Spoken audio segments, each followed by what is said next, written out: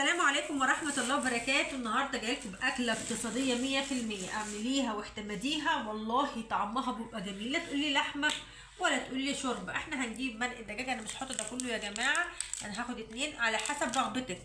انت عايزة تحطي على حسب الرغبة، بس انا بالنسبة لي انا هحط 2. تمام. السلام عليكم ورحمة الله وبركاته. ازيكم حبايبي؟ عاملين ايه؟ وحشني. انا هعمل لكم اكلة اقتصادية جميلة جدا جدا، وولادك هيطلبوها منك. بس عرفيني الاول وقولي لي، انت عمرك عملت سبانخ بالفول وبالعدس ومن غير شوربة ومن غير لحمة وبمرقة دي؟ طب يلا خليكي معايا في الفيديو ده، بصراحة هيعجبك جدا. جربيها وقولي لي. انا في ناس جربت حاجات انا عملتها وبعتت لي، بصراحة انا فرحت جدا جدا. فالنهارده ان شاء الله انا هعمل لكم السبانخ بطريقه جديده واقتصاديه. طبعا انا بجيب العدس ده واخليه في بيتي، ده نص كيلو يا جماعه، ده نص. تمام. وبعدين اليومين دول بقى العدس مطلوب والحاجات دي مطلوبه، الفول، الفاصوليا، اللوبيا، كل ده يبقى في بيتك. اما تكوني بتسوقي وتجيبي حاجتك، يكون عندك، ترمي حاجتك عندك في ضلفه المطبخ كده اما تيجي تستعملي حاجه. عموما مش هطول عليكم. ده ربطتين سبانخ يا جماعه، الربطه ب7.5، الاتنين دول ب15 جنيه. والله كان نفسي اجيب واحده كمان، بس المشكله ما لقيتش عند بتاع الخضار الا الاتنين دول. تمام. وده الكزبره بيديها ريحه كده وطعم كده ما اقولكيش. خلاص، خليكم معايا كده للاخر، واوعي تروحي في حته تانية. واللي ما عملتش اشتراك تعمل اشتراك، واللي ما عملتش لايك تعمل لايك. بالله عليكم، بالله عليكم يا جماعه. بل انا بفرح جدا لما الاقي حد يعمل لي اشتراك او لايك. ما بيضيعوش تعبي، انا فعلا بتعب جدا جدا في الفيديوهات، وعلشان الوصفات توصل لكم بالظبط. صدقوني انا وبنتي بنشتغل عليها وبنتعب جدا. فعايزين تقدير، بالله عليكم يا جماعة. اللي يحب النبي يصلى عليه، واللي يحب النبي يعمل اشتراك ليومياته معانا. طبعا انت اول حاجة هتنضفيه طبعا وتغسليه كويس جدا، لان شايفة الطين. تغسليه كويس جدا، والكزبرة برضو تغسليها، وامسكه خراط وخرط ناعمة. وهوريكوا كل حاجة. خلاص حرفيا يعني، خليكي معايا وانت هتشوفي حاجة يا جماعة والله العظيم جميلة جدا. دي على طريقة والدتي الله يرحمها. بس احنا عندنا هنا في الأراضي بنزرع حاجة اسمها حميد. اللي عنده زراعة يا جماعة وبيشوفني من الفلاحين يعرف الحميد ده بقى شبيه الحميد، يعني بنسميه سبانخ. الناس بتجيبه وتعمله على لحمة وحاجات من دي. احنا كنا بنجيب الحميد، والدتي كانت بتجيب الحميد، وبعدين كنا بنعمله بنفس الطريقة اللي انا هعمل بيها السبانخ دي. تمام. يلا بقى عشان ما اطولش عليكم، وخرطه واجهزه واوريكم. شايفين بقى يا جماعه انا غسلته كويس جدا، اهم حاجه غسيل. شايفين يا جماعه ما شاء الله، دي توم، دي ايه، 5 فصوص توم، وحسب رغبتك، بس التوم بيخلي ليها ريحه جميله. وده عدس، دي كوبايه من العدس ونص كوبايه من الفول. خدي بالك، خدي بالك من التكه دي، نص بس كوبايه من الفول، ما تحطيش اكتر من كده، لان الفول كتره يبوظها، يعني كتره بيبوظ الوصفه دي. تمام. عندي 3 قرون شطه حراقه، وبرده حسب الرغبه، ممكن تحطهم باردين. ممكن لو عندك فلفل الوان وعايزه تضيفيه على الوصفه دي ضيفي زي ما انت عايزه. ما شاء الله. انا هحط ميه، هحط قد ايه ميه؟ هحط تقريبا 3 كوبايات من الميه. 3 كوبايات من الميه ليه؟ علشان الفول معايا يستوي. وهقلب الوصفه دي كلها ببعض، هسلقه على النار من غير طماطم ومن غير بصل، لان البصل هحمره في التقليه اللي انا هعملها دلوقتي. تمام. ده 3 كوبايات من الميه. طبعا هقلب بالمعلقه وهحطه على النار وهسيبه يتسلق. بس انا بوريكي انا عملت في ايه. اهم حاجه تغسليه كويس جدا عشان الطين والرمل وكل ده.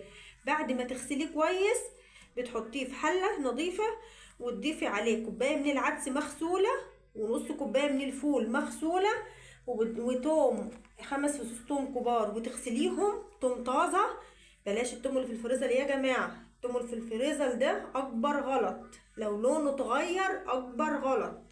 تمام. او لو غاب كتير، يعني المفروض تعملي في حدود الاسبوع، اكتر من كده غلط. خلاص. ومعايا بقى شويه السبانخ دي ما شاء الله، وطبعا قطعت الشبت والكزبره مع الحاجه. خلاص. يلا بينا كده على النار ونبقى مع بعض واحده واحده. ما شاء الله انا بسلقها. شايفين؟ حشي بس عشان شايفين علشان خاطر انا عايزه الفول يستوي والعدس. انتوا شايفين العدس مش باين خالص ازاي؟ انا حاطه كوبايه زي ما قايله لكم ومخرطاه ناعم وبسلقه دلوقتي. تمام يعني حالا، وهطفي عليه واسيبه يبرد حبه. ممكن تضربيه ضربه واحده في الخلاط، او تضربيه عادي بالمضرب بس يهدى بس شويه. خلاص ومعايا بقلي. تمام كده. ادي الايه الطماطم. انا عامله طماطم ياما، شفشقين طماطم يا جماعه، لان انا بحب على الوصفه بتاعتي ديت طماطم ياما، ما بحبش الخضار يبقى غالب على الحاجه.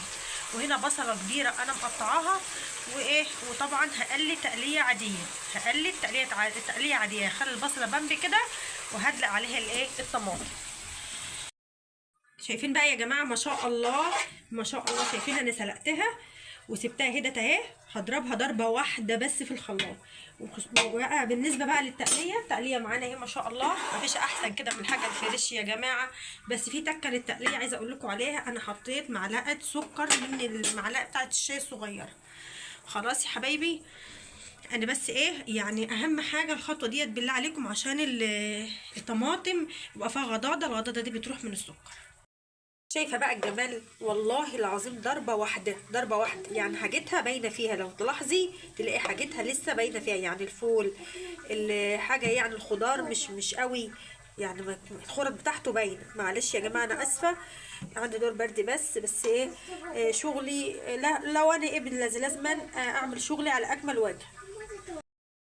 انا معايا التقليه بتاعتي ما تسبكتش قوي، خدي بالك من الحته دي، انا عايزاها تبقى لفه ببعضها كده. خلاص وحطيت فيها معلقه من هي بتاعت الشاي الصغيره سكر، ونسمي بسم الله. ادي التليفون. شايفين الجمال؟ معلش بقى كبناها تقيله.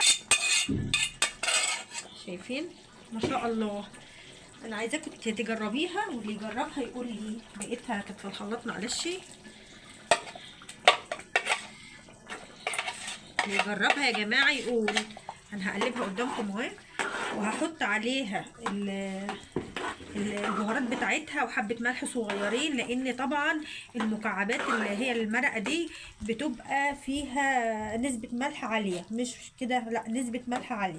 وعلى فكره هنعمل مع بعض المرقه دي برده في البيت، تبقى جميله قوي. بس للاسف انا ما عنديش منها والله، لو عندي منها كنت حطيت، لانها بتغني جدا عن اللي انت بتشتريها، وبتبقى احلى من اللي انت بتشتريها. شايفين الجمال؟ شايفين السبانخ يا جماعه؟ شايفين يا جماعه؟ انا مش هحط اكتر من كده. دي المرقه، دي الكمون، ده شويه فلفل اسمر، ده الملح. وهدوقها بعد كده ان احتاجت حبه ملح صغيرين، احتاجت ما احتاجتش، والمرقه تدت معانا مع شويه الملح خلاص، لان انا عايزاها تبقى لها طعم كده. طب انت ما حطيتيش بهارات اكتر من كده ليه؟